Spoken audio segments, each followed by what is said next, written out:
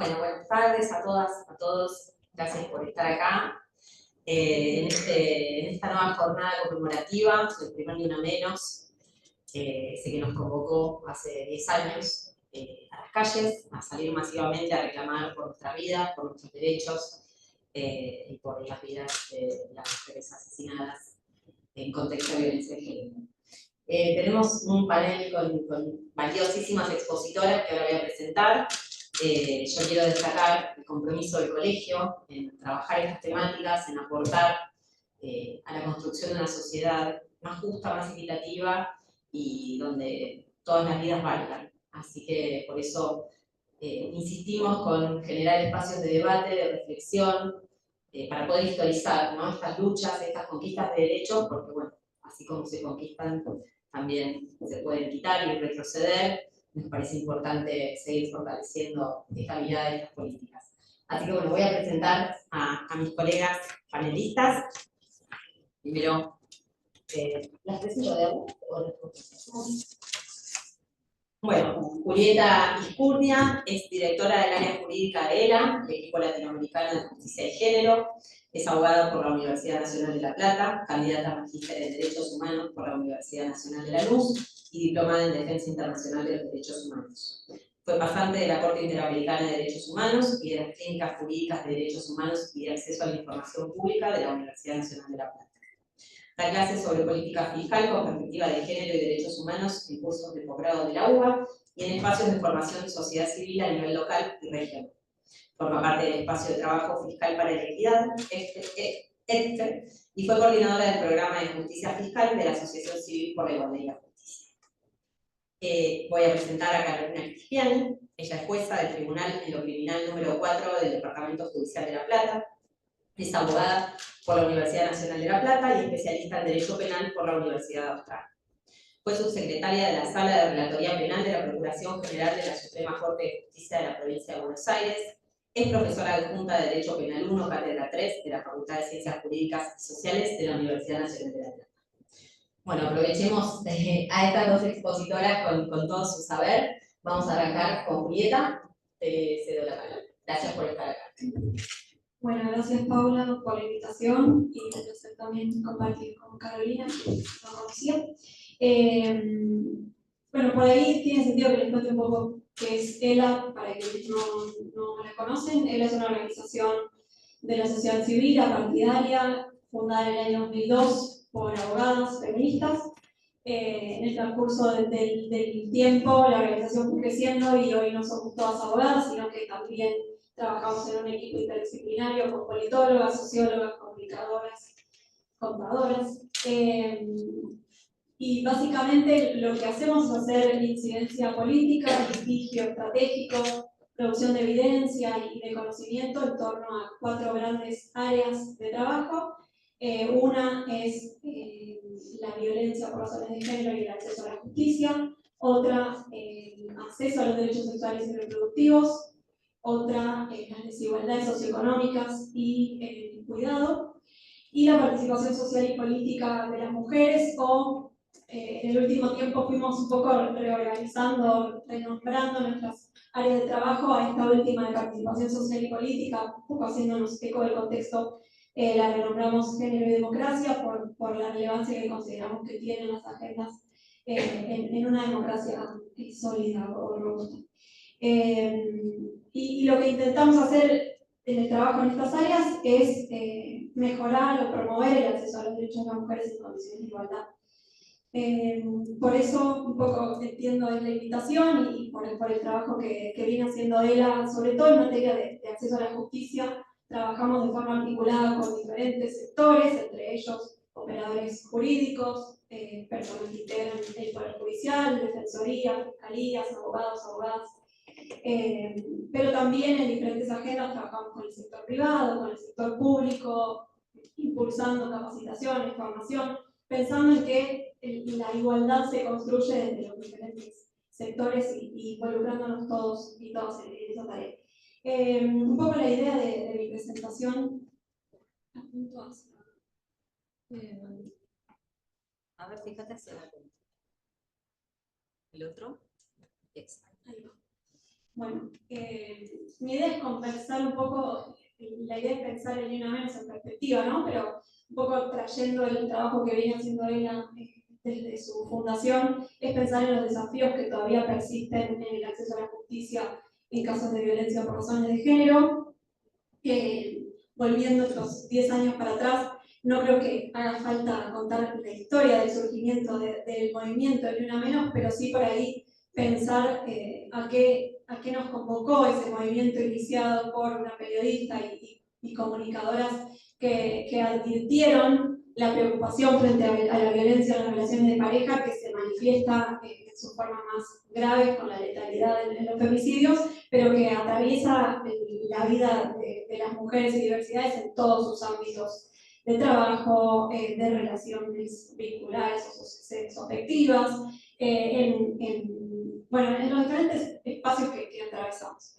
Pero también implicó un llamado a la acción por la responsabilidad que les toca a los poderes públicos frente a esta situación, y allí los diferentes poderes del Estado empezaron a involucrarse un poco más. Esto no quiere decir que antes no existiesen instituciones que intentaban incorporar la perspectiva de género en diferentes ámbitos estatales, pero recién a partir del año 2015 el reclamo masivo por un compromiso estatal en la erradicación, la prevención y la protección de las violencias derivó en, por un lado, empezar a contar con datos estadísticas sobre los femicidios, que todavía como déficit es una estadística que no produce el Poder Ejecutivo, sino que está en cabeza del Poder Judicial. El Ministerio de Seguridad de nuestro país no releva información sobre femicidios, sin perjuicio de que es uno de los temas que también me gustaría conversar, pero de que con mucha liviandad y tergiversando la información hemos visto que sí se permite decir que han bajado los homicidios de mujeres. Ahí mi idea es comentar un poquito la información que estamos viendo como problemático, la desinformación en esta agenda también. Entonces, a partir del 2015 empezamos a tener un registro nacional de femicidios y gracias a la exigencia también de la sociedad civil, de la ciudadanía, de las mujeres que también dimensionaron la relevancia pública de esta problemática, se creó el primer Plan Nacional de Acción para la Protección, Erradicación y Sanción de la Violencia por razones de género, a pesar de que desde el año 2009 el Estado argentino tenía que hacerlo porque se había creado por ley una ley de protección integral de las mujeres. Con muchas dificultades, ese primer Plan Nacional de Acción intentó coordinar acciones, presupuesto, capacitaciones, interacción entre diferentes instituciones, ministerios de seguridad, defensa, en ese entonces Consejo Nacional de la Mujer, y bueno, diferentes instituciones empezaron a, sobre todo creo que lo más visible eran algunas capacitaciones e instrucciones para protocolizar ciertas conductas, y bueno, esto se fue reflejando también en las percepciones de las propias mujeres, identificando situaciones de violencia que tenían y teníamos naturalizadas quizá. No quiere decir que a partir del año 2015 la sociedad civil empezó a hacer esto, sino que, digo, por poner un ejemplo, ella ya desde el año 2002 tenía algunas encuestas sobre prevalencia de la violencia cualitativas. Estos resultados que traje muy resumidamente, porque tenemos poco tiempo, pero son de una encuesta que se realizó en el año 2015 sobre las percepciones de mujeres y varones sobre la violencia en las relaciones de pareja, y es llamativo como frente a una de las preguntas, que era si había circunstancias en las que la violencia en la pareja estaba justificada para las personas que respondían, el 80% dijo que no, que en ningún caso estaba justificada la violencia, pero hubo un 20% que respondió que no sabía o que creía que podía estar justificada en casos en que la mujer fue infiel. Ya en ese entonces la infidelidad desde la reforma del Código Civil y Comercial no era ni siquiera un deber legal, pero todavía se percibía en esta encuesta como algo que ponía en duda esa prohibición, ¿no? de violentar a una mujer.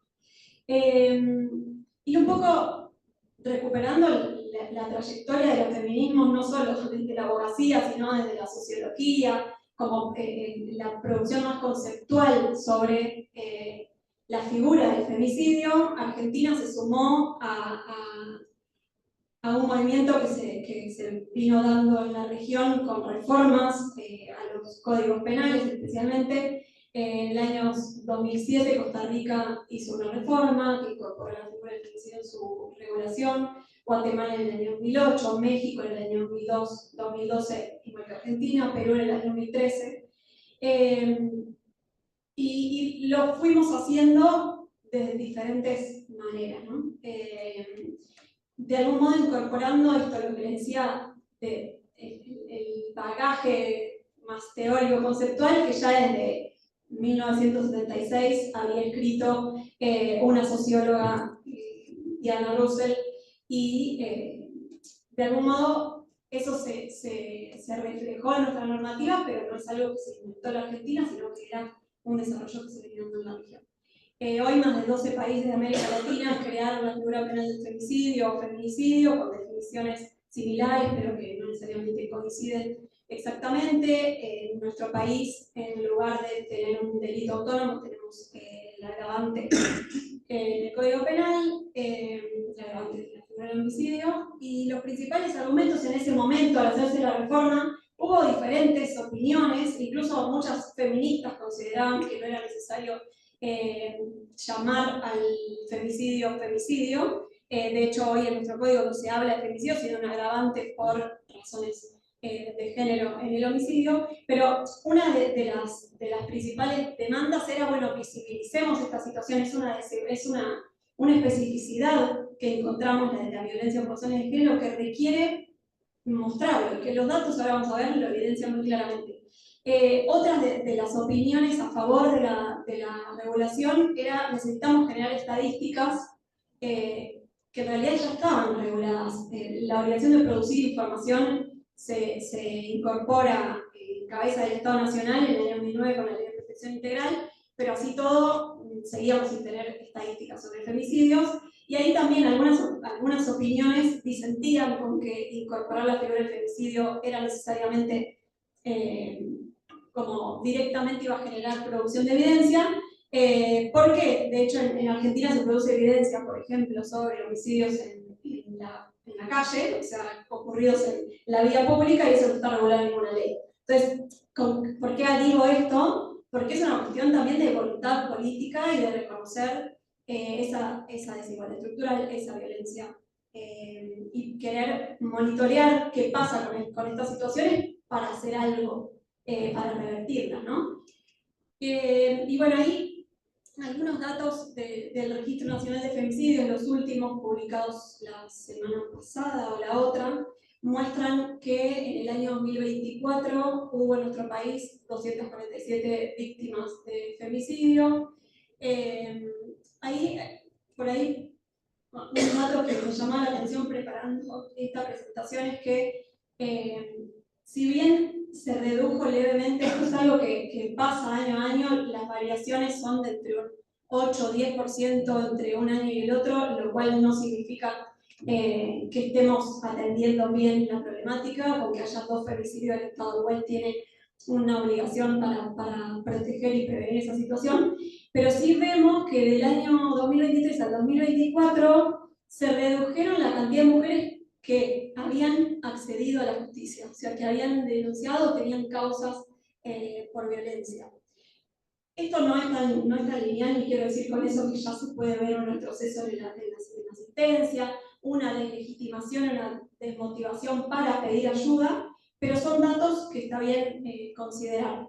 Lo que sí veníamos viendo desde Ni Una Menos esta parte es que habían aumentado las mujeres que habían pedido ayuda. Hay una encuesta de prevalencia, que tampoco hay tantas oficiales en nuestro país, del área de estadísticas del gobierno de la Ciudad de Buenos Aires, que mostró que para el año 2023 las personas, las mujeres que habían manifestado haber atravesado situaciones de violencia doméstica, solo en un 30% habían pedido ayuda, denunciado, buscado asistencia. El otro 70% dijo que había sentido o atravesado situaciones de violencia y no había hecho nada con eso.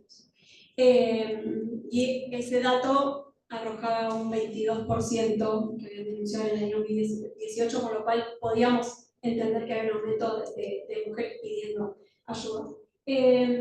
Esto creo que no hace falta que cuente cada uno de los indicadores, porque es información pública a la que cada uno, una de quienes están acá, quizás ya han accedido o pueden acceder, pero sí mostrar, o sea, el primer dato, lo que muestra es que la mayor parte de los femicidios son o sea, a manos de parejas o exparejas, de personas que se supone deberían cuidarnos o tener algún tipo de compromiso con las vidas de esas mujeres, y sin embargo son quienes las asesinan.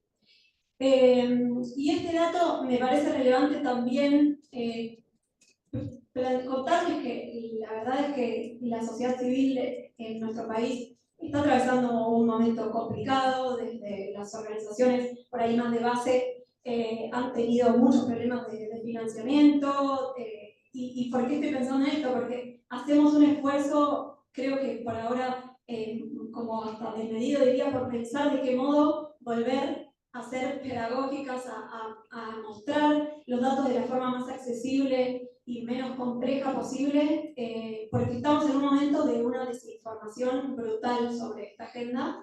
Y un poco este gráfico lo que muestra es que si bien hay más varones víctimas de homicidio, los varones son mayormente asesinados por desconocidos y en la calle, no por una persona que le tienen confianza.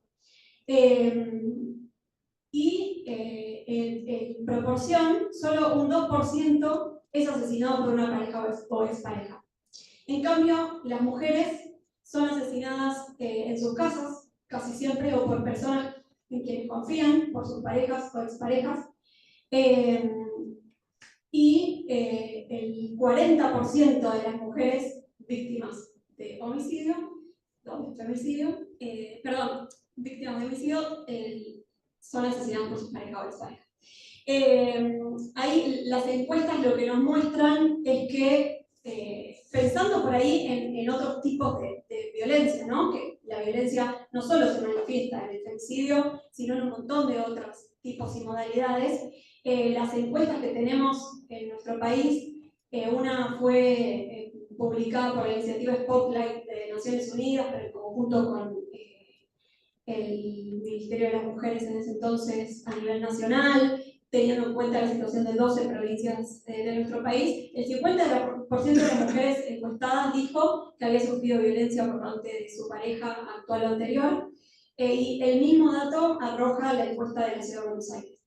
Solo una de cada 4 mujeres buscó asistencia, asesoramiento, llegó a denunciar, según Spotlight también.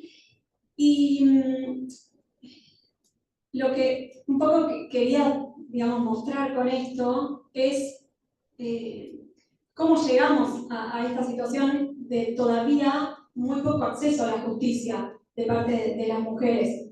En todas nosotras, además de participar en muchas de estas iniciativas, por ejemplo la encuesta de prevalencia de la Ciudad de Buenos Aires, la hicimos en conjunto con el área de estadísticas y censos, pero también hemos impulsado encuestas cualitativas que de algún modo muestran un poco más la realidad concreta, con testimonios de mujeres que intentan acceder a la justicia o que atraviesan situaciones de violencia, y la mayoría percibe el acceso a la justicia como un laberinto indescifrable sobre diferentes, digamos, recursos, herramientas que les resultan inaccesibles, desde el patrocinio jurídico para poder denunciar si están dispuestas a hacerlo, pero antes incluso a qué dispositivos pueden ir en busca de ayuda si no pueden pagar una abogada, un abogado.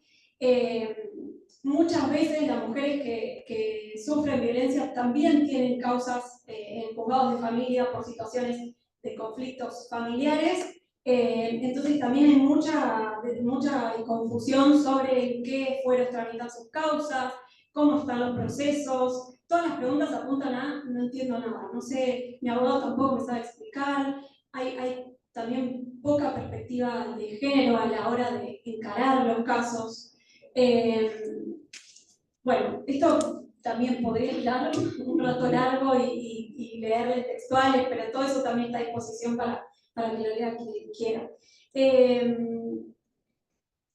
Y ahí algunos datos que también creemos que son pocos, pero que por ahí dimensionan los tiempos de la justicia para resolver los casos de femicidio.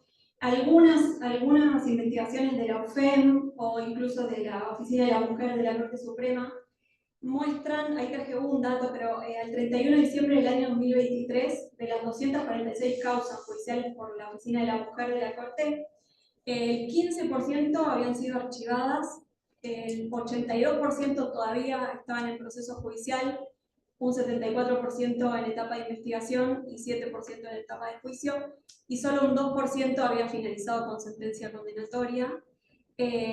Según la UFEM, en las diferentes investigaciones que ha hecho en lapsos de tiempo largos, este informe creo que es de 2017 o 2018 a 2022, releva sentencias o casos de femicidio en trámite, y dice que el tiempo promedio entre el hecho y la sentencia de primera instancia es de aproximadamente 22 meses, casi 2 años, y en el 78% de los casos las sentencias son apeladas y las cámaras tardan otros 2 años en general en resolver. Con lo cual muchas veces esto, por ejemplo, redunda en que hijos o hijas de víctimas de femicidio tengan una gran espera para acceder a una transferencia de ingresos que es insuficiente, pero que en algunos casos les permite solucionar situaciones de vivienda o nada, tener un apoyo que se les brindaba a su mamá, ¿no?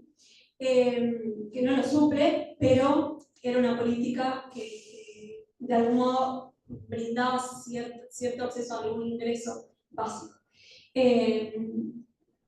Bueno, acá intenté sintetizar algunas de las problemáticas emergentes que venimos advirtiendo desde fines de 2023, que no quiere decir que no estaban latentes en nuestra sociedad, porque eso está bastante claro que sí, pero que nos permiten dimensionar un poco dónde estamos.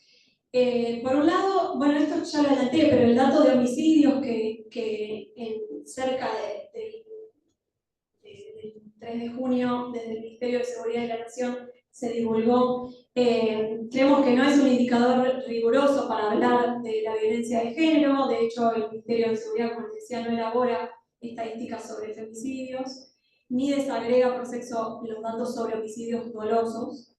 Se está moviendo en nuestro Congreso un proyecto de ley sobre denuncias falsas en caso de violencia de género, que lo que hace es agravar la pena en los delitos de denuncias falsas solo para los casos de violencia por razón de género, para ningún otro tipo de denuncia falsa. Con lo cual el sesgo ahí también es importante y bastante evidente. Los fundamentos son muy cuestionables. De hecho, arrancan los fundamentos de ese proyecto de ley hablando de los scratches, del uso desmedido de las redes sociales para escrachar que sin dudas es un problema que no se resuelve de ese modo, pero tampoco se resuelve agravando una pena de un tipo de denuncia, que además no hay muchos datos, no hay datos oficiales en Argentina sobre denuncias falsas, eso también es muy fácil decir que hay muchas denuncias falsas en un dato, pero estuvimos intentando indagar qué datos hay. Hay una publicación del Consejo de la Magistratura que muestra que en nuestro país menos del 3% de todas las denuncias penales, no solo las de género, terminan catalogadas como falsas o infundadas. Y haciendo una búsqueda, que esto, por favor, no me citen en ningún lado, pero haciendo una búsqueda muy como fugaz en el buscador de la Corte Suprema, poniendo denuncias falsas como palabra clave o invirtiéndolas, lo que encontramos es que la mayoría de las causas por denuncias falsas están vinculadas a delitos económicos, estafas, defraudaciones, contrabando, falsificaciones, delitos aduaneros. Y de 97 fallos que encontramos en esa búsqueda muy fugaz, solo 7 mujeres estaban imputadas y en otros casos estafas. Con lo cual, una mínima búsqueda permite mostrar que ese proyecto no tiene ninguna base sólida más que prejuicios y estereotipos, que lo que terminan haciendo también es generar miedo a las mujeres que se atreven a denunciar o que quieren buscar ayuda, ¿no? Porque además hay un montón de situaciones que son difíciles de probar, eso lo sabemos. O sea, nos están llegando consultas, si bien ella no brinda asesoramiento ni patrocinio individual, desde el año pasado no paran de llegarnos mails y consultas. Uno de ellos, pienso, como digo, la problemática de la prueba en muchos casos, son casos de violencia sexual bajo sumisión química. Las pruebas de esa sumisión química, si no se hacen en lo inmediato, después es muy difícil también probarlo. Entonces, para una mujer que sufrió, por ejemplo, esa situación, con un proyecto de denuncia falsa debatiéndose en el Congreso, un ministro de Justicia que dice que no existe la violencia por razón de género, y difícilmente quiera pedir ayuda, ¿no? Entonces, el contexto es muy desalentador. Otra de las problemáticas emergentes que estamos viendo son recusaciones a jueces y juezas por aplicar la perspectiva de género. Lo hemos visto en casos en los que se fijaron cuotas alimentarias aplicando el índice de crianza en algunas provincias de nuestro país. Y los principales argumentos ahí, de verdad, lo que dicen los abogados o abogadas es que el juez o jueza tiene una tendencia ideológica, o sea, desconocen por completo la obligación de juzgar con perspectiva de género como parte de la obligación de dar un trato igualitario, como parte de la obligación de ser imparciales. Por suerte, en todos los casos que hemos podido relevar, las cámaras desestiman esas recusaciones con buenos argumentos. Y todo esto va de la mano de un debate público basado en muchos casos en desinformaciones, que ahí también hicimos una investigación con Chequeado en el marco de la campaña electoral. Chequeado es un medio digital que se ocupa de chequear un poco las noticias falsas. Y vimos que todas las desinformaciones vinculadas con temas de género siempre tienen un trasfondo fiscal. O sea, el tema del gasto público en la protección, por ejemplo, de la violencia, de las políticas para promover la erradicación de la brecha de género en general, están plagadas también de desinformación. De hecho, de 19 ministerios en el año 2023, el Ministerio de las Mujeres se ubicaba en el puesto 17 en términos de participación en el gasto. Había otros ministerios como el de Economía, como el de Trabajo, que tenían mucho más presupuesto asignado y sin embargo no se pretende. El Ministerio de Economía nadie piensa nunca eliminarlo, estoy diciendo una pavada, pero digo, los argumentos usados para eliminar el Ministerio de las Mujeres tampoco están basados en evidencias. Eso un poco contexto. El año pasado se eliminó en el ámbito del Poder Ejecutivo Nacional lo que quedaba de institucionalidad destinada a la protección de la violencia por razones de género, que era la Subsecretaría de Protección contra las Violencias. Inicialmente había estado en el ámbito de Capital Humano y luego en el Ministerio de Justicia, pero en junio se eliminó y se despidió a gran parte del personal que estaba a cargo de los programas que ejecutaba el Ministerio de las Mujeres. Por esa razón, desde ELA, con otras organizaciones de la sociedad civil, demandamos al Ministerio de Justicia. Tuvimos una buena decisión cautelar el año pasado que ordenó al Ministerio dejar de despedir personal, seguir produciendo información, porque ese es otro problema. Vemos que hay un gran retroceso en la generación de evidencia del Ministerio de las Mujeres cuando empecé a implementar los programas como el Acompañar, de transferencia de ingresos, o sostuvo la línea 144, que más que ni una menos digamos, de asistencia, relevaba datos sobre la situación socioeconómica de las mujeres que eran asistidas, bueno, un montón de información que era útil para entender la problemática y diseñar o mejorar las políticas públicas. Esa información hoy no se está produciendo, de hecho, en la línea 144 hoy atienden cualquier tipo de denuncias o de consultas sobre delitos, no necesariamente vinculados, no delitos, pero digo conflictos, no necesariamente vinculados con temas de violencia por razones de género, por lo cual la estadística, si es que estuviesen produciendo algo de ahí, estaba bastante sucia, digamos, para ponerlo en términos más coloquiales. Por esas razones que tenemos una causa judicial contra el Ministerio de Justicia, lamentablemente la Cámara de Apelaciones revocó la decisión cautelar y estamos en queja con esa decisión, pero sí seguimos tramitando el fondo donde la producción de pruebas va a ser muy importante para mostrar el impacto del retroceso de las políticas de protección a nivel nacional en el acceso a asistencia, asesoramiento. Y como para cerrar, parte de nuestro trabajo también es la articulación con abogados, con abogadas, con jueces, juezas, fiscales, como decía, defensores, y en general nuestra aproximación siempre es con personas que están convencidas, ¿no? que consideran que la desigualdad por razones de género existe, que la violencia es una problemática sobre la que tienen responsabilidad. Entonces hemos advertido bastante buenas prácticas que creemos que es interesante replicar y hacer llegar a otros espacios o a otros decisores, quizás no tan convencidos o involucrados en el tema. Por un lado, esto también pueden ver en los informes más detallados, pero hemos identificado muchas medidas de reparación que van más allá de la reparación económica en caso de violencia. Hemos visto el ordenamiento de tratamientos psicológicos a los condenados en caso de violencia mental, ¿no? Capacitaciones, tanto a los condenados como incluso hay casos en los que se les ha ordenado capacitarse a abogados o abogadas que se advirtió en el proceso desde la justicia que no tenían perspectiva de género porque iban en sus presentaciones con muchos prejuicios, por ejemplo, sobre el rol de los progenitores atravesados por cuestiones vinculadas con la orientación sexual de los progenitores. Hay un caso del juzgado de familia número 2 de Córdoba que le ordena explícitamente al abogado formarse, por ejemplo, en estos temas. Otra de las herramientas que identificamos como positivas es el uso del índice o la canasta de crianza para impulsar el cumplimiento de la obligación alimentaria y también para identificar y mitigar situaciones de violencia económica. Estos datos los voy a pasar por alto porque creo que estoy excedida en el tiempo.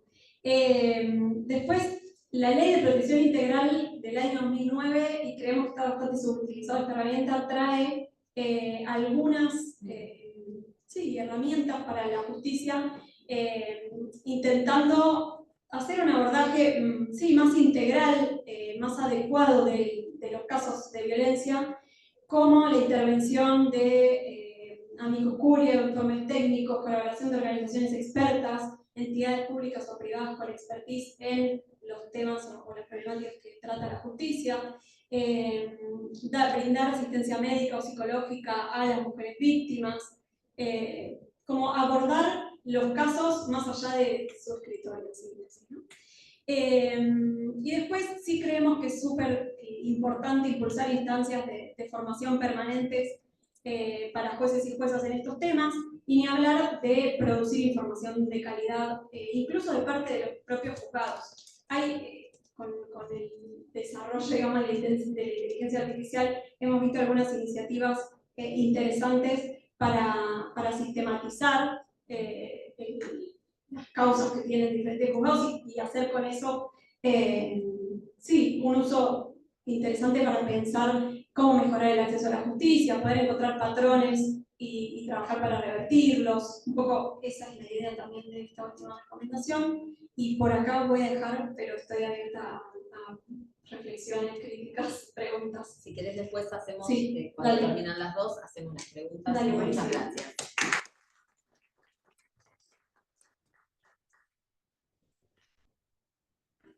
Buenas tardes. ¿Me escuchan bien?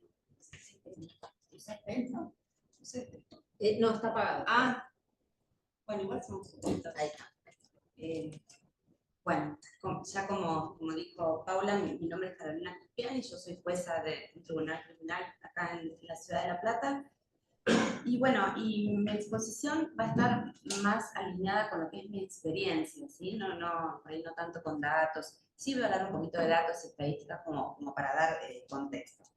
Antes que nada, quiero agradecer la convocatoria. Es un honor poder estar acá, compartir este tiempo con ustedes. Y bueno, y les decía, yo no armé un PowerPoint, pero me armé una guía como para que no se me escape nada de lo que pudiera transmitirles. Que creo que desde mi rol y experiencia es lo más importante. Quería decirles antes que nada que no pretendo que mi exposición sea un monólogo, ¿sí? Porque eso no me sirve a mí ni le sirve a ustedes. Así que los invito a que mientras yo voy hablando a pensar en común, ¿sí? Para generar ideas, intercambiar opiniones, o incluso, por supuesto, no duden en interrumpirme en ningún momento para intervenir, para consultarme, para opinar. Esto más que nada para lograr un diálogo abierto, recíproco, y donde puedan surgir ideas novedosas y también, por supuesto, contradictorias, ¿no? les voy a contar cómo estructuré el encuentro. Yo quisiera hacer una exposición muy breve, más técnica jurídica, de lo que es la figura, que es por la que estamos todos convocados acá, los conceptos generales que definen el tema, hablar un poquito de mi experiencia en estos temas, en el juzgamiento de estos temas, y después dar unos minutitos para que conversemos juntos. O sea que es tan amplio el abanico de temas por tratar, que en realidad vos me vas frenando, porque yo, o sea, tengo tanto, o sea, de este tema se derivan tantas cosas, porque de acá podemos hablar del círculo de la violencia, podemos hablar, o sea, de los estereotipos, hay tantos disparadores que terminan con un femicidio. Bueno, voy a tratar de ordenarme y vamos avanzando así. Tal como lo mencionara recién, hay que tener en cuenta, en primer lugar, que según las últimas estadísticas, cada 35 horas una mujer es víctima de femicidio, ¿sí? Estas son las últimas estadísticas actuales, y muchas veces, pero muchas pocas, después de haber pedido ayuda. De todos modos, ustedes van a ver que las cifras de denuncias previas, como decía, es muy baja, y esto tiene una explicación vista desde la experiencia, ¿no? ¿Por qué? Porque denunciar no es gratis. Denunciar implica exponerse, implica muchas veces perder trabajos, implica romper vínculos, implica enfrentarse al sistema, ¿sí? Entonces, yo empecé cuando hice esta exposición, empecé a averiguar o a preguntarme qué opinaba la sociedad, ¿no? En este momento actual que estamos atravesando. Entonces, datos que les traigo. El 62% considera que la asistencia a las mujeres en situación de violencia tiene un impacto positivo. 62%, fíjense, ¿eh? El 79% prefiere un Estado que brinde protección a las violencias. El 58%, cree que las desigualdades entre varones y mujeres son grandes. Y el 85% considera que aún queda mucho para hacer para asegurar la igualdad de derechos. Es importante que nosotros sepamos, porque a veces esto se da por hecho y muchas veces no es así, que este movimiento, el movimiento de Ni Una Menos, por el cual estamos hoy convocados acá, surgió el 3 de junio del año 2015 en nuestro país, y tal como lo mencionara Julieta, surgió con un tuit de la periodista Marcela Ojeda, no sé si recuerdan en aquel momento.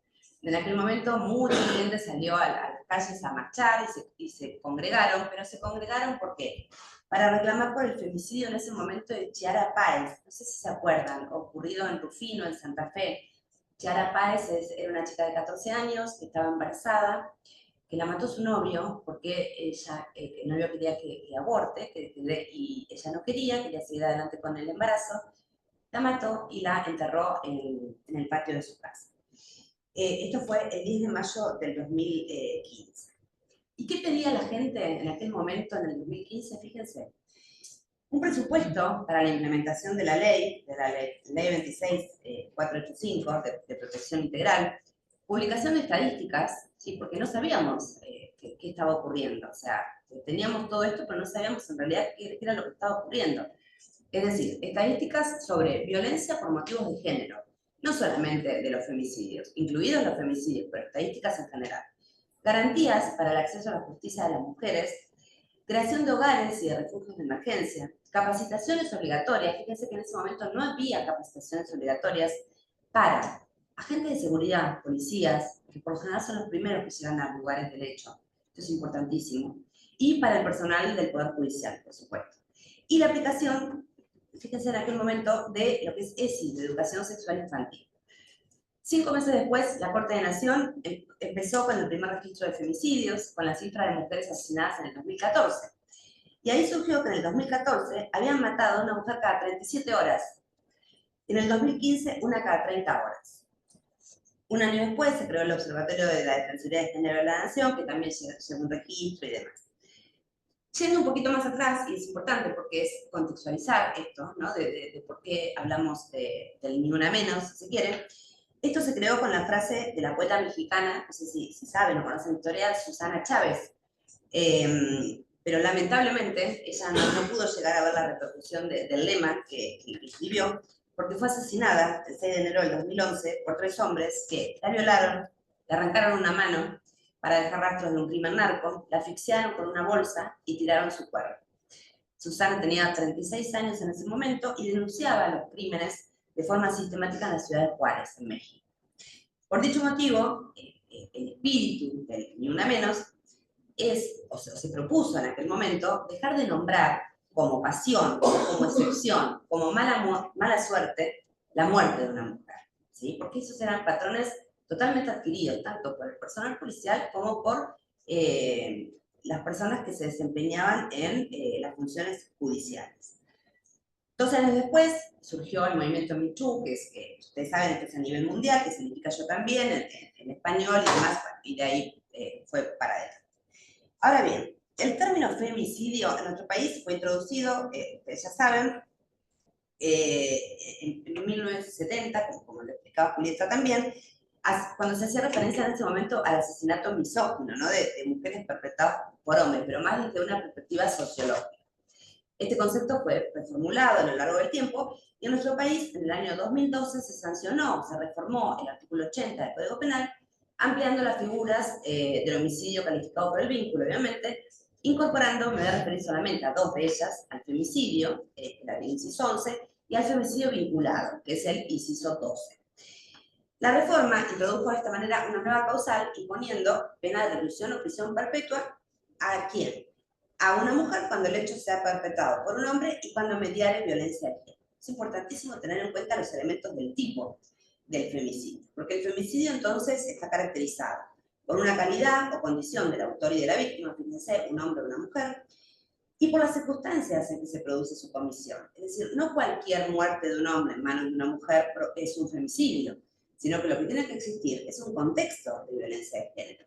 Y eso nos lleva a exigir un elemento especial del dolo en la persona que mata, en ese hombre que mata. Es una intencionalidad especial del autor. ¿Por qué? Porque la persona mata, ¿sí? No por matar, sino que mata por cuestiones de género.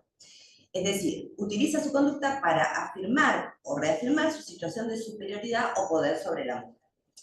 Asimismo, que esto muy pocas veces se dice, pero esta reforma también modificó las circunstancias extraordinarias de atenuación. Vieron las posibilidades de que se apliquen circunstancias extraordinarias de atenuación. Esto ya no va más cuando anteriormente se hubieran realizado actos de violencia contra una mujer que es víctima.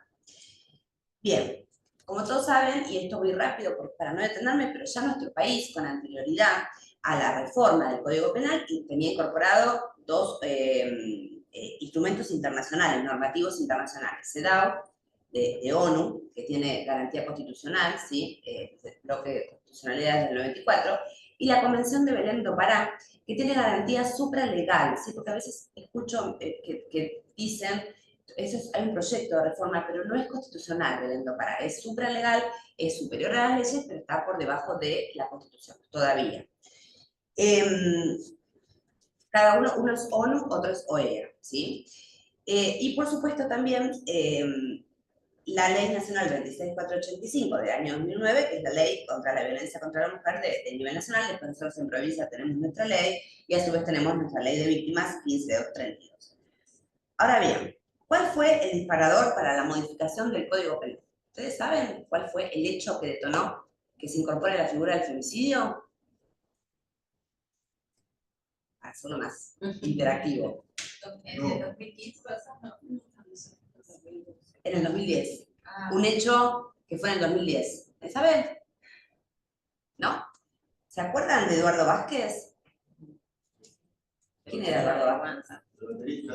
Felicidades. Ese fue el detonante para la incorporación de la figura del femicidio. ¿Y por qué les digo esto? El 10 de enero del año 2010, Eduardo Vázquez, ex baterista de Callejeros, roció con alcohol a su esposa Wanda Tadei, la madre de sus 2 hijos, y la prendió fuego. 11 días más tarde, Wanda murió en el hospital de Quemados. ¿Qué pasó después? Fue paradigmático por la seguidilla de amenazas que aparecían. Te voy a quemar como Wanda. Y de muestras certeras, en los meses siguientes, más de 70 mujeres murieron incendiadas por parejas o exparejas. En ese contexto es que a fines del 2012 se sancionó la ley que modificó el Código Penal y se creó de esta forma la figura del femicidio, se incorporó la figura del femicidio. Ahora bien, teniendo en cuenta que acá hay abogados defensores, voy a hacer la pregunta del millón. ¿La figura del femicidio vulnera la igualdad ante la ley? No. No, está acercado igual, le voy a decir, ¿eh? Pues si decir otra cosa acá, es pollo, como dicen en la... Bueno, ¿por qué no? Porque cualquiera podría decir, ¿y por qué recibe prisión perpetua un hombre que mata a una mujer y no una mujer que mata a un hombre?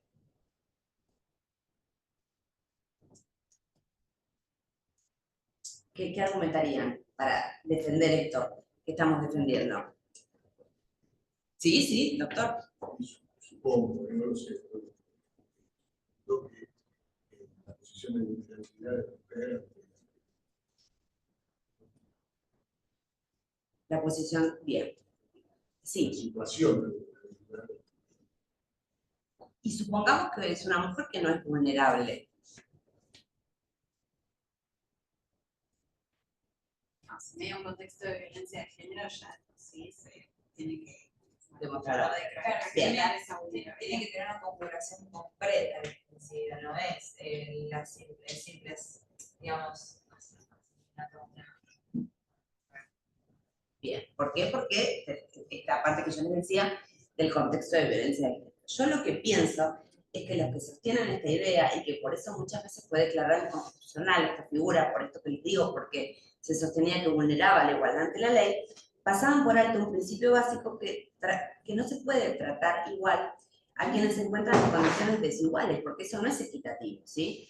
Pretender que los asesinatos de mujeres por razones de género son equivalentes a otros homicidios comunes invisibiliza, ¿no?, las motivaciones específicas de estos crímenes, por un lado, y perpetúa, y esto es lo más importante, un tratamiento que lo hace ver como hechos individuales y desvinculados de su contexto social y cultural. Pero, dicho esto, es importante hacer una aclaración. La violencia contra la mujer no es una cuestión biológica ni doméstica, sino de género. Eso es lo que nosotros tenemos que entender. Es una cuestión de índole sociocultural, asentada en estereotipos de la inferioridad de la mujer respecto del hombre, ¿no? Eso es muy importante, o sea, corrernos de lo biológico, de lo doméstico.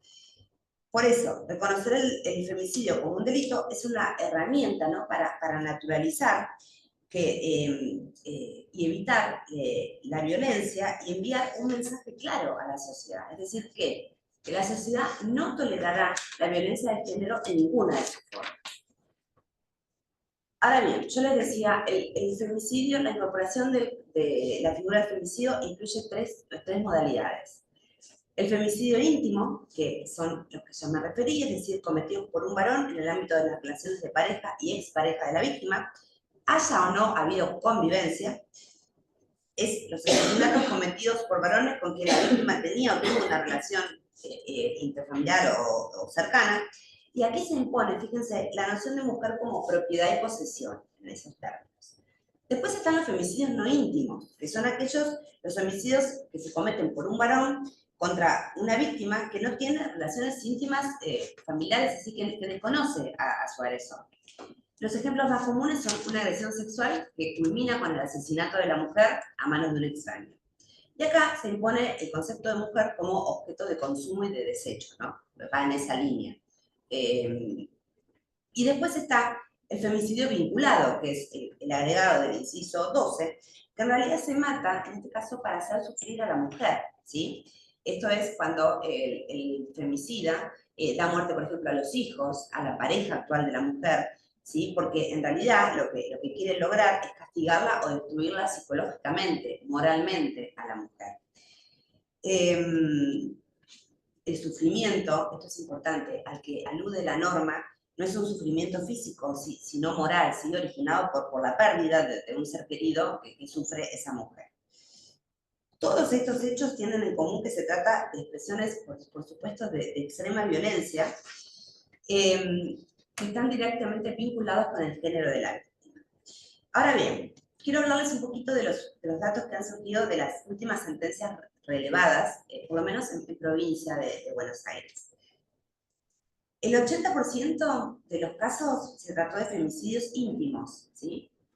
En lugar del hecho, el 40% en los domicilios de las víctimas y victimarios. O sea que el ámbito privado es el de mayor riesgo para el desarrollo de estas conductas. El vínculo entre víctima y victimario, fíjense, era de cónyuge o pareja, excónyuge o expareja, una relación informal, ¿sí? No es necesario que haya un compromiso entre sí. Incluye también a conocidos, vecinos, amigos, cualquier otro familiar, o sin vínculo, como el femicidio que les mencioné, donde no hay vínculo alguno. El 20% de los hechos que les mencioné, las mujeres murieron en manos de sus parejas, pero el 29% de los casos, que esto es el dato más resonante, eran parejas que ya se habían separado o divorciado. Los medios empleados para cometerlos, el principal, esto tiene mucho que ver con el crimen, cómo se toma el crimen del femicidio, ¿no? Es la utilización de armas blancas, seguido por asfixias, seguido por armas de fuego y por último por golpes con elementos contundentes. Situaciones de violencia previa, esto es importantísimo también porque en el 40% de los casos se pudo constatar situaciones de violencia previa, pero ¿qué pasa? Lo trascendental de los casos es que en el otro 40% de los casos, la víctima nunca había efectuado denuncias previas por violencia de género. Y acá quiero efectuar una aclaración, porque la violencia no empieza con el femicidio. La violencia empieza mucho antes. ¿Y qué pasa? Advierto yo que no tenemos, o por lo menos no hemos logrado, buenas políticas para detectar, para asistir y para acompañar a las mujeres a tiempo. Entonces creo que el sistema está llegando tarde, ¿no? ¿Por qué? Porque se nos presentan cifras que duelen y realmente que estremecen. O sea, en lo que va del 2025, 105 mujeres han sido asesinadas, fíjense, en lo que va del 2025, siendo que solo el 18 de ellas había realizado denuncias. ¿Qué pasa con eso? ¿Por qué la mujer no se acerca a denunciar en este 2025? ¿Por qué 105 mujeres las mataron y solo 18 fueron a hacer denuncias? Buenos Aires es la provincia con más casos, le sigue Santa Fe, le sigue Córdoba y le sigue Mendoza.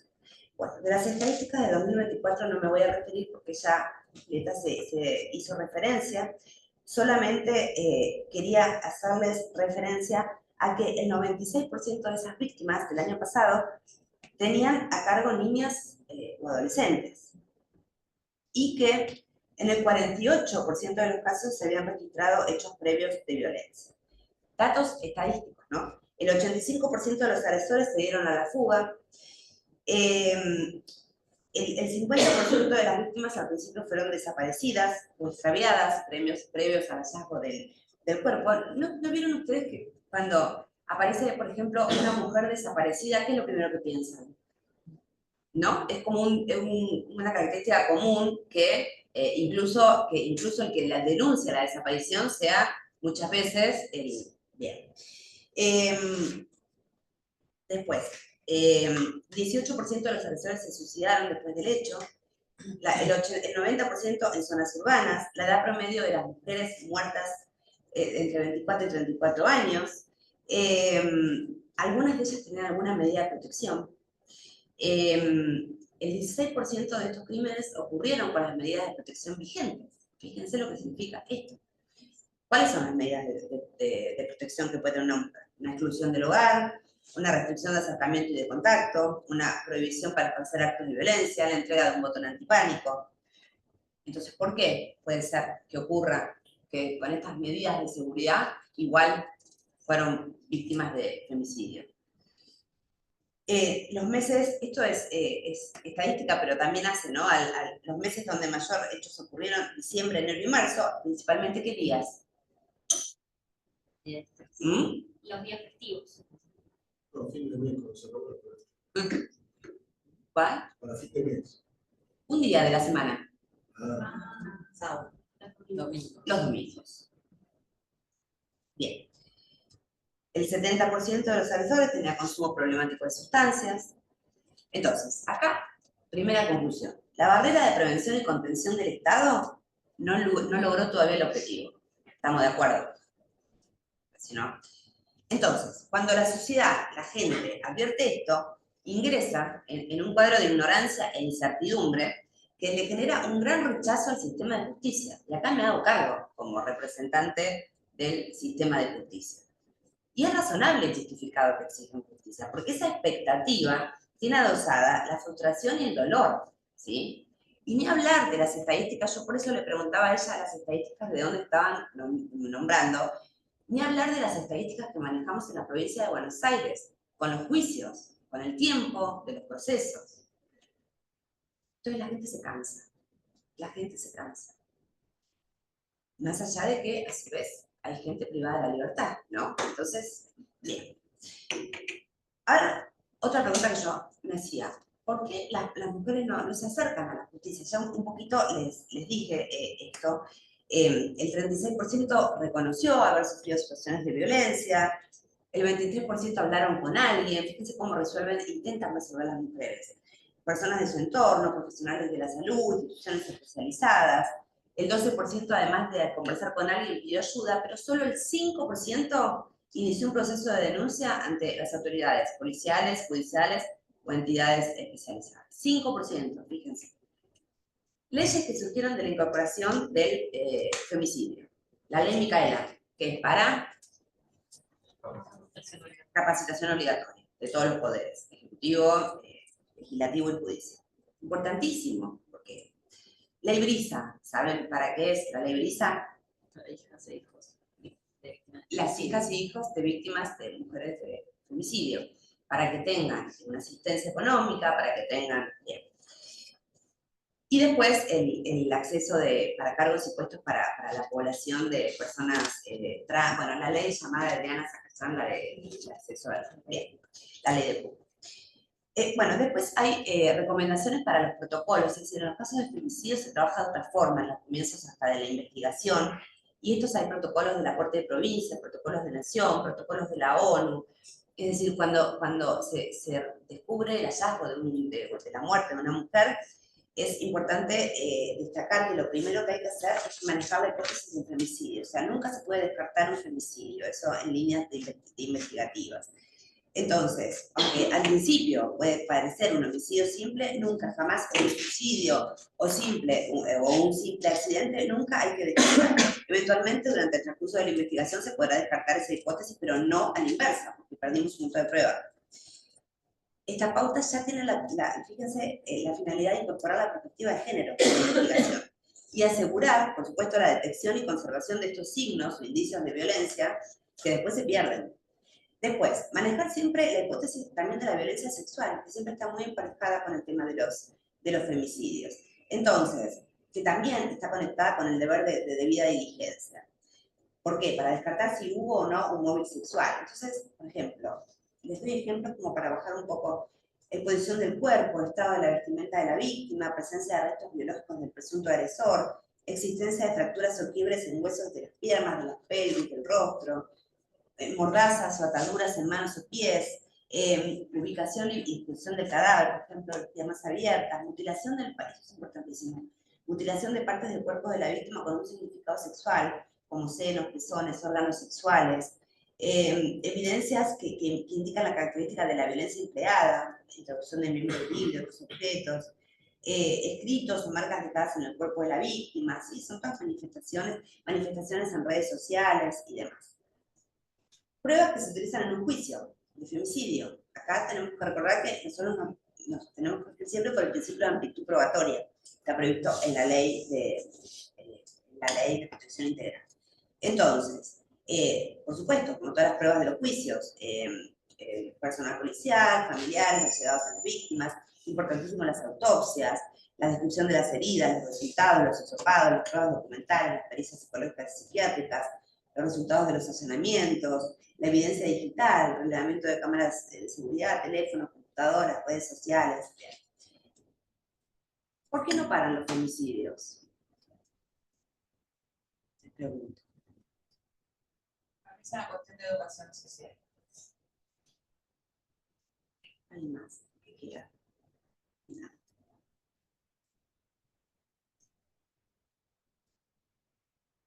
¿Nadie? ¿Nadie se anima? En mi humilde opinión, y producto de mi experiencia, hay dos cuestiones que tenemos que reforzar si queremos que realmente se modifique. La errónea percepción del riesgo, ¿sí?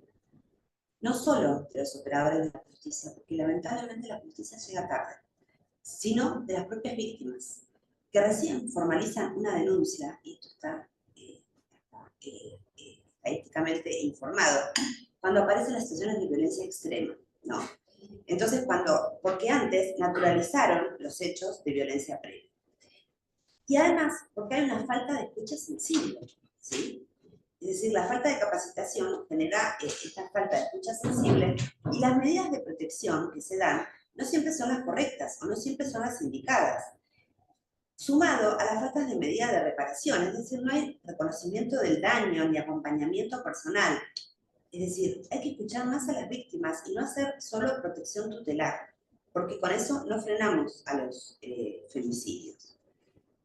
Después yo les traje, pues si quieren tomar nota solamente, porque no se los voy a relatar porque no tiene sentido, que nuestra Corte de Provincia ha dado el concepto de vínculo de pareja en el precedente 132.456, o si quieren tomar nota, porque era un criterio recontra discutido por el Tribunal de Casación y se lo puedo leer el concepto, pero lo tienen ahí en ese precedente, porque se discutía si había que hacer referencia a la ley civil o no. La Corte de Provincia fijó la doctrina y es la que se aplica.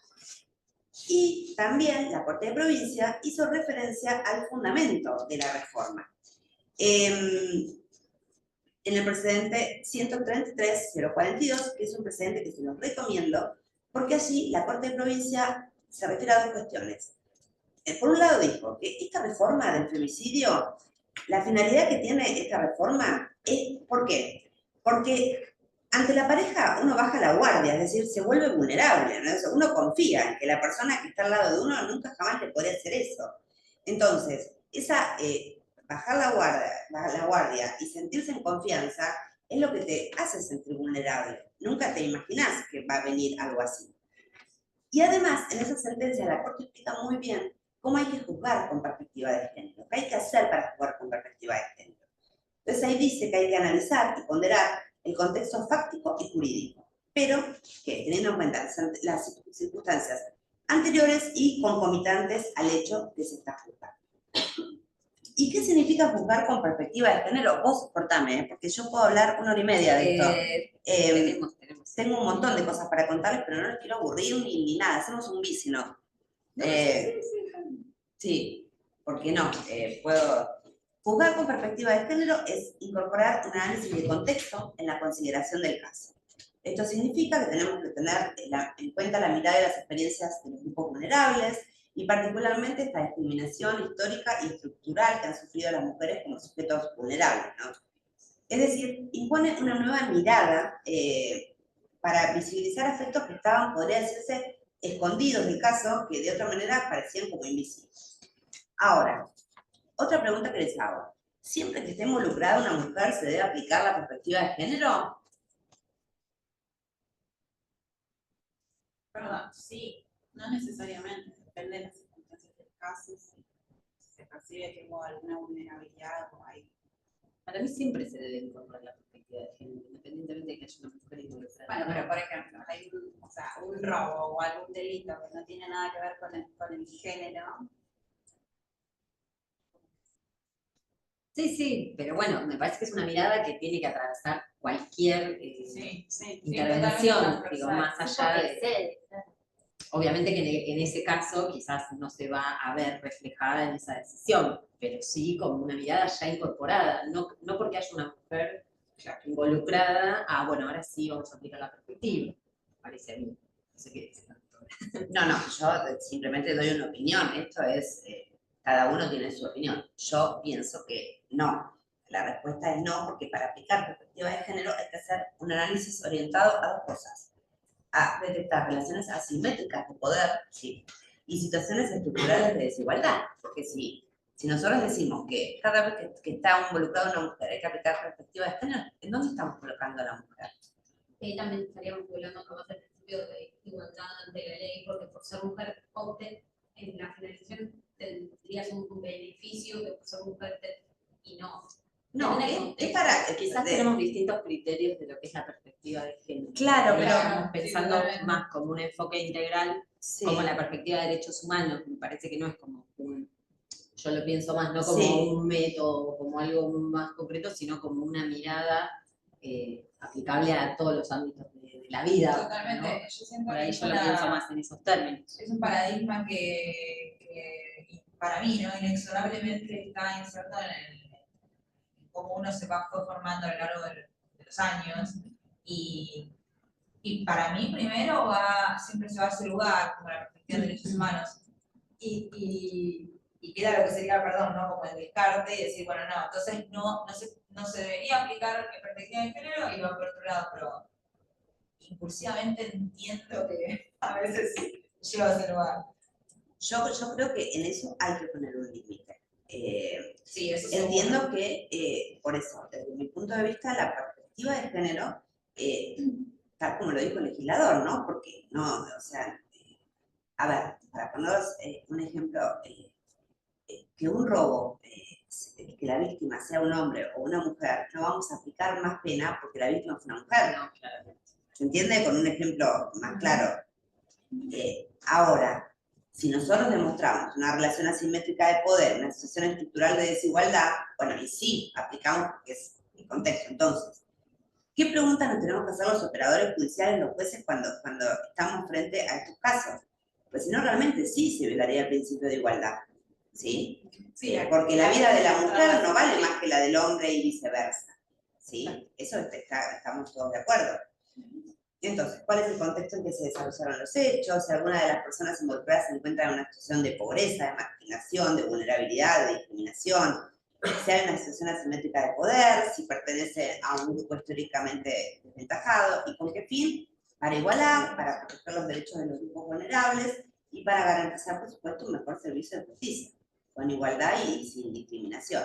Y principalmente para cumplir con un deber que tenemos los operadores judiciales, todos en realidad, del deber de debida diligencia reforzada, ¿sí? Que fue incorporado por la Convención de Belém do Pará, cuando existen personas involucradas en un conflicto que se encuentran en situación de vulnerabilidad. Porque no hacerlo implicaría generar responsabilidad internacional para el Estado. Bueno, eso lo voy a pasar porque iba a hablar un poquito de la debida diligencia reforzada, pero entiendo que ya conocen lo que comprende, los objetivos y demás. Traía también los precedentes de la Corte Interamericana sobre los conceptos básicos e imprescindibles para juzgar con perspectiva de género en casos de femicidios, todos, pero se me va a ir mucho el tiempo, porque les iba a decir de cada uno de ellos qué tomar en caso de tener que argumentar. Quería hablarles un poquito Está de... bueno que después cualquier cosa nos lo puedas pasar. Sí, y sí, por socializamos, supuesto, sí, sí, esa yo información, claro. No tengo problema, sí, lo que pasa me que... pasás lo que quieras, el material que te parezca. Sí, y no tengo vimos problema. que- Quería hablar un segundito, y si quieren con esto finalizo, con el tema de los estereotipos, que tanto se ve en estos casos, ¿no? ¿Qué son los estereotipos? A ver, ¿qué piensan que son los estereotipos? Son preconceptos. Preconceptos, tal cual, ideas preconcebidas, ¿no? El hombre tiene que hacer esto, la mujer tiene que hacer esto, bien. Pero ¿qué pasa? Si bien no son contraproducentes, cuando se utilizan para elaborar jerarquías de género o para asignar categorizaciones que son peyorativas o desvalorizaciones a las mujeres, tienen efectos discriminatorios, ¿sí? Entonces, ¿qué pasa cuando el debería, ¿no? Porque acá se juega mucho el debería, entonces el papel que debe cumplir cada persona. Y juzgar con estereotipos afecta el derecho de igualdad, juzgar con estereotipos discrimina, juzgar con estereotipos provoca una nueva forma de violencia contra la mujer, esta vez generada por el mismo Estado. Entonces yo les traía simplemente 4 tipos de estereotipos que más se utilizan en la actualidad y que son muy, muy buenos es decir, hay veces que por ahí las defensas establecen sus posiciones fundados en estereotipos, ¿no? Entonces, eso es muy marcado y eso también necesita capacitación. Porque en vez de a veces de ir al hecho que se está juzgando, bueno, no, van a los antecedentes. Entonces, Está el estereotipo de mujer honesta, donde se indaga sobre las conductas previas y sobre su historia sexual. Mujer mendaz, las mujeres no saben lo que quieren, cuando dicen no, que quieren decir sí, bueno, tienen un montón de explicaciones. Mujer instrumental, que denuncian con un medio para obtener algún fin, un fin económico, una exclusión del hogar, posicionarse en un juicio de divorcio, por ejemplo. Mujer corresponsable, mujer fabuladora. Entonces, no hay justicia cuando las decisiones se toman y se están influenciadas por prejuicios, sesgos y estereotipos que afectan esta imparcialidad que les digo y por ende implican un acto de discriminación, ¿no? Claramente. Último, respecto a las sentencias dictadas con perspectiva de género. Acá la misma pregunta. ¿Se debe dictar siempre sentencia a favor de la mujer? No hablo de los femicidios, ¿no? Hablo en todos los delitos en donde está involucrada una perspectiva de género. Porque obviamente que no, el femicidio, o sea, nosotros tenemos un montón de delitos que atraviesan la perspectiva de género. Los abusos, las lesiones, los delitos de desobediencia, sin fin. De ninguna manera, eso sería absurdo, de eso no se trata, ¿sí? Eso sería dictar sentencias injustas, si se advierte que no hay un perjuicio. No debe perderse de vista, perdón, por lo menos desde mi punto de vista, que tener una visión de género no significa que el caso siempre termine con una sentencia de condena. Entonces, hay ciertas pautas que los jueces tenemos que observar para introducir este juzgamiento con perspectiva de género. Esto que les decía, a veces en situaciones de desigualdad o de poder, bueno, identificar cuáles son las asimetrías. Y acá viene el tema de la retractación y el círculo de la violencia. Esto es un montón, no puedo. Pero es súper interesante el tema de la retractación y el tema de qué hacemos los operadores judiciales, porque, ¿qué pasa? Les voy a decir solamente cuáles son los motivos de la retractación, para que ustedes comprendan, o por lo menos lo que se puede ver, ¿no? ¿Qué pasa? La mujer va envalentonada, están los tres círculos de la violencia. Fase de tensión, la pareja comienza a incrementarse, la tensión comienza a incrementarse, prácticas hostiles, la mujer piensa que lo va a convencer, entonces busca calmarlo, cediendo en lo que pide, evitando que hacer cosas que puedan disgustarlo, minimizando los incidentes. Segunda fase, fase de explosión o de agresión. Pese a los intentos de la mujer, la tensión sigue presentándose, ahí se producen todas las agresiones físicas, psíquicas, sexuales, de mayor gravedad. En esta instancia la mujer se desborda y es cuando va y denuncia. Después viene la tercera fase, que es la fase de arrepentimiento de luna de miel, en donde el agresor se muestra arrepentido, regalos, cuidados, dice que no va a volver a ocurrir, que se trató de un incidente aislado, minimiza el episodio, le solicita que retire la denuncia y demás. Lo que ahora se define como el love bombing, ¿no? Claro, tal cual. Pero ¿qué pasa acá? Primero, en esos casos la persona es privada de la libertad, el agresor. Hay una cuestión económica. La dependencia económica no es una cuestión menor para una mujer que está con chiquitos y que tiene que sobrevivir, ¿no? Sumado a la falta de apoyo económico del Estado. Muchas veces se escucha, ¿cómo puede ser que esta mujer, con lo que le hizo? Pero hay que estar en ese lugar. Hay que estar cuando uno no puede, no tiene que darle de comer a sus hijos. Entonces, no hay que juzgar, nunca jamás. Muchas veces las mujeres deciden soportar los malos tratos, tienen miedo de sufrir represalias, tienen miedo a esto que decían, ¿no? A las falsas denuncias, a que terminen ellas imputadas, desconfían de las declaraciones que prestaron, por esto de los estereotipos, del personal que las recibe, de cómo las trata. La dependencia emocional, ¿sí? Porque a pesar de los golpes, a veces se cree o pasa un tiempito y se piensa, bueno, pero es un buen padre, o que sus hijos están mejor atendidos si él está acá y no está preso. No hay sobre el alquiler, tengo que vivir con esa persona. Tal cual. Sentimientos de confusión y de perplejidad, culpa, vergüenza, humillación, frustración, altos niveles de miedo. Piensan que no van a conseguir nada con las denuncias, porque a veces tardan tanto los procesos.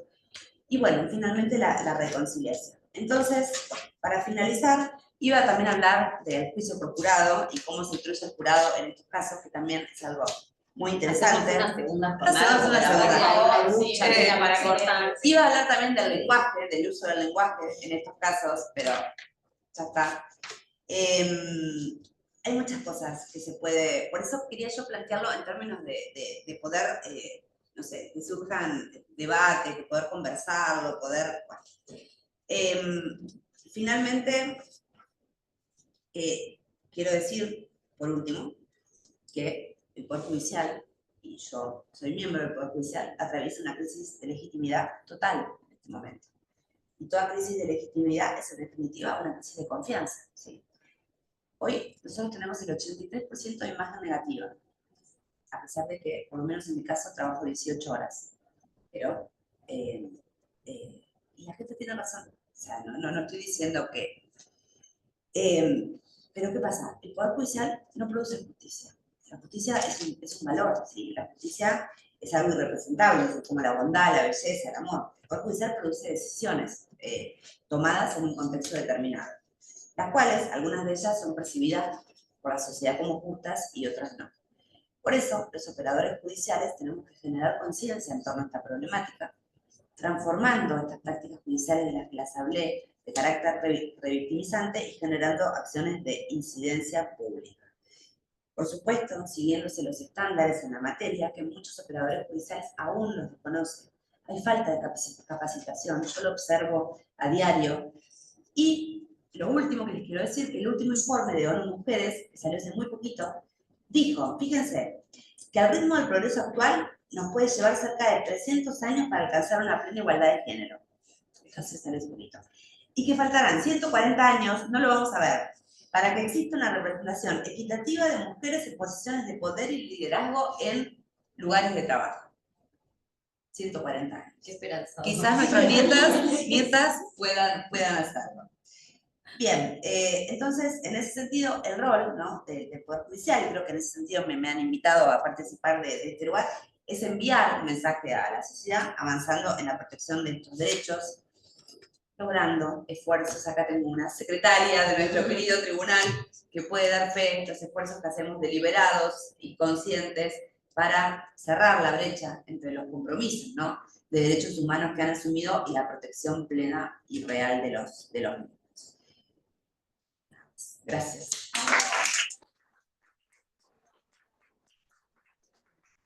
Antes que nada, yo les quiero agradecer a ambas por estar acá, las dos desde lugares muy distintos, y quizás a veces, ¿no?, como en tensión, porque es la sociedad civil y la justicia dialogando. Por eso valoro muchísimo que cada una haya venido y haya permitido ese intercambio. Y de verdad, les digo, hay un bis de esta jornada, porque me parece que hay un montón de cosas para Pero tenemos que hacer con más convocatoria. Antes, Paula. Hoy no, ¿Sí? es un día muy particular. Todos sabemos. Sabemos que es un contexto complejo, es un día rarísimo, en donde, bueno, entendemos que hay muchas colegas, sobre todo, que sabemos que están movilizadas por lo de público conocimiento. Entonces, por eso las volvemos a invitar ya a una segunda actividad, porque la verdad que hay un montón de cosas. Yo también me fui anotando cosas, pero le vamos a dar la palabra a la colega, a la colega penalista. Yo no quería dejar, obviamente, la reacción que fue increíble. No estoy volando, pero no quería. Yo también. Tengo dos niños que ir a buscar. No quiero dejar de decir que agradeciendo y sumando un poco a todo lo que discutieron, hay que hacer un énfasis pero grande en la educación a la sociedad, como bien dije, porque hay que trabajar las masculinidades. O sea, se entiende que hay un poder judicial, una justicia que tiene que dar respuestas a un sistema que está colapsado de denuncias y de víctimas, y sabemos, quienes laburamos en el fuero, que así como manifestó la doctora, trabajan incansablemente, pero parece que hay toda una previa que tiene que ver con dónde está el germen real. Y creo que ahí ya no es algo que, digamos, nosotros como operadores del derecho llegamos para lo que es el problema, pero hay que ir a otro lugar a trabajar. Sí, yo quiero... Y ahí sí, un poco le sacamos porque si no parecía que la justicia nunca hace nada, no es así. Ahí, el problema está en otro lugar. Yo complemento esa visión, ¿no? Nosotras cuando pensábamos esta jornada hablábamos un poco desde lo simbólico, del crimen pasional al femicidio, ¿no? Cómo se fue construyendo, o qué es lo que se fue construyendo en ese recorrido. Porque decir, perdóname Paula, decir pasional es justificar. Totalmente. Entonces por eso se desconstruyó. Totalmente, no, pero lo que falta también, ¿no? Digamos, en ese recorrido. Y desde el colegio, bueno, ¿cuál es el aporte? ¿No? Porque también tenemos que pensar, bueno, qué rol nos compete como colegio de la abogacía. En primer lugar, brindar herramientas. Me parece hoy las dos creo que hicieron mención a esto de que en algunas defensas se recusan a las juezas y los jueces diciendo que tienen ideología de género. Me parece un montón, pero no me sorprende, más en este contexto. Por eso digo, estamos retrocediendo en un montón de cuestiones. Y por eso me parece fundamental esta tarea que es un poco complementando lo que ella dice, bueno, desde el colegio, ¿qué podemos hacer, no? Bueno, seguir formando colegas, seguir generando estos espacios, que no sean espacios exclusivamente habitados por mujeres, salvo los dos colegas que les agradecemos la presencia, pero la realidad es que también pasa eso, ¿no? Y en el derecho penal no son mayoría las mujeres.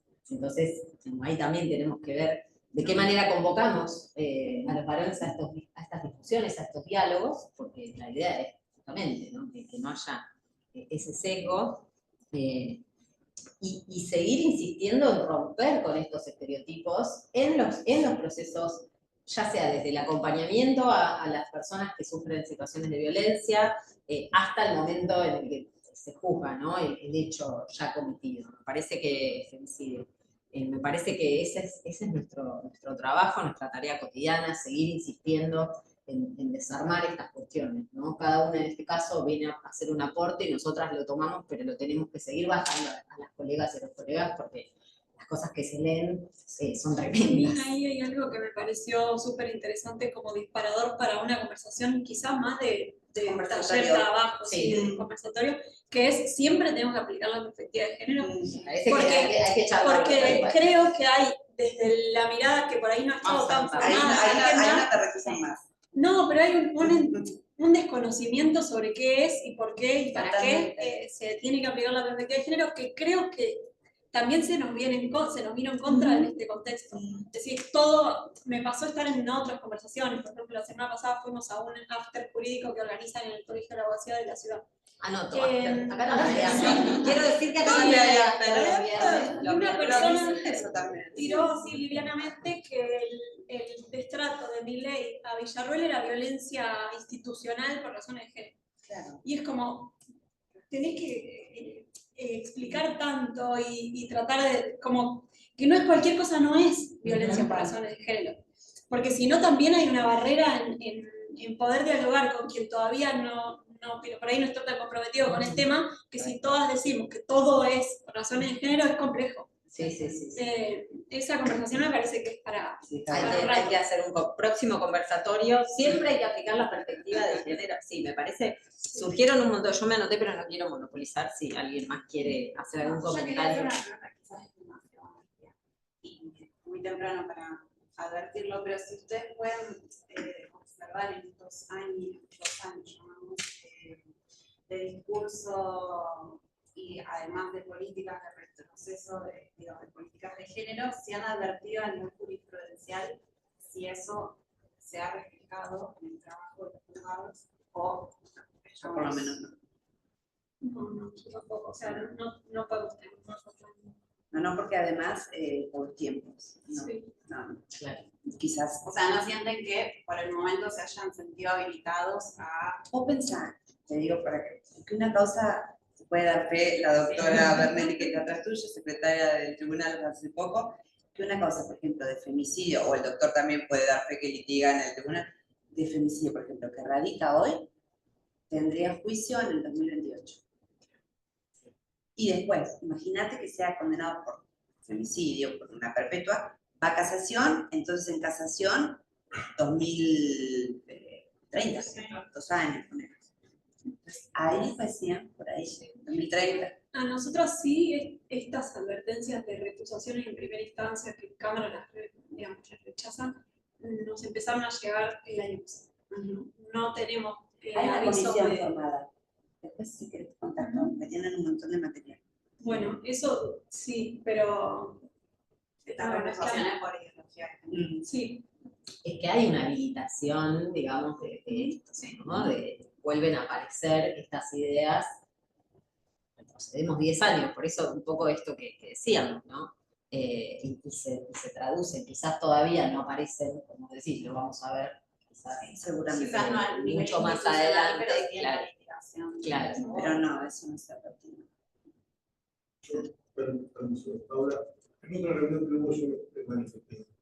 Ahora, creo que más todavía, me parece que la cuestión de poder hacer política.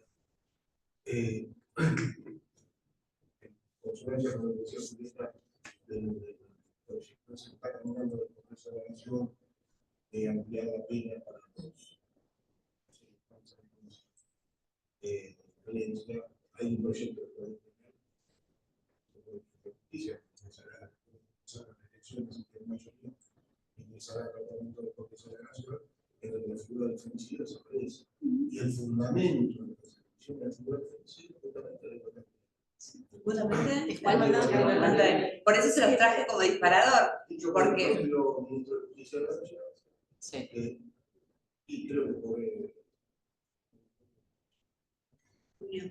vamos a ganar que todos los días. También. Por eso se los traje como disparador, porque el fundamento de la derogación es la igualdad ante la ley. Entonces, por eso quería marcarles, sin meterme, porque no, o sea, soy apolítica total, pero como disparador en el sentido de ver qué opinaban de eso, ¿no? Pero está enfocado desde ese lado. Por eso hay que tener buenas herramientas para poder defender la posición. Entonces, por eso se los planteé y digo, si a mí me preguntan esto, ¿yo cómo salgo de esto? No, te explico por qué no es lo mismo. Ante la modificación del Código Penal, vos tenés que aplicar la ley, ¿cómo salís? ¿Qué? Yo estoy sorda y que ante las dos cosas. Ante la modificación del Código Penal. Vos que vas a tener que aplicar, vos tenés que aplicar la ley. Retroactivamente, porque si es más beneficiosa, pero igual, nosotros igual podríamos hacer como con el 81, entonces, dentro de... Sí, pero ahí nos quedan afuera todas las situaciones que no hay convivencia, ex vínculo, o sea, un abanico que creo que es el 80%. sí, claro. ¿La qué? La revisión de los hijos están condenados por esas cosas. Pues claro, las acciones de revisión en masa. Sí. No, por eso. Y el trabajo, hoy hay que hacerlo políticamente. Lo que pasa es que eso también reclama buena capacitación para dar buenas respuestas. Porque si a uno lo enfrentan y le dicen, no, el femicidio viola la igualdad ante la ley, para un poquito, sentate, yo estoy en mi posición y te explico por qué. Y bueno, vamos a ver cómo me lo retrucan. Hasta ahora no encontré a nadie que me pudiera, por lo menos, decir, porque también hay que estar abierto a pensar, nadie tiene el dueño de la verdad. Ante determinadas circunstancias, en determinado contexto, no va a ser la que se va a imponer. Yo no sé si será posible hacer esa modificación, pero hay que ver qué fue la elección. Hay que ver qué pasa. Sí, Pero digamos sí, que el sí, contexto la campaña hace igualdad de la pensar ley, que van hacia esa También dirección. es difícil en el debate público. Nosotras tuvimos una conversación con Roberto Saba, que es un docente de derechos humanos, que sus cursos son igualdad ante la ley, igualdad material, como acciones afirmativas. Él decía, yo estoy 4 meses para intentar convencer a estudiantes de abogacía que se supone tienen cierto interés por el tema, por qué son necesarias las acciones afirmativas, qué significa la desigualdad estructural, y así todo, el sentido común no los convence de que eso esté bien. Entonces eso también tiene una llegada al sentido común, de que eso es discriminación, es privilegio, como... Por eso yo también lo relacionaba y está bueno como disparador para de si siempre que esté involucrada una mujer hay que aplicar perspectiva de género, porque en eso no nos podemos equivocar tampoco. Porque ahí sí hay una violación a la igualdad. O sea, yo no puedo aplicar perspectiva de género porque la víctima fue una mujer en un robo. Sí, entonces... Porque aparte Sí, el pierde el contexto sentido siempre. de los estándares que se supone que se derivan. Claro. Bueno, ¿alguna otra? Bueno, muchas gracias a todos.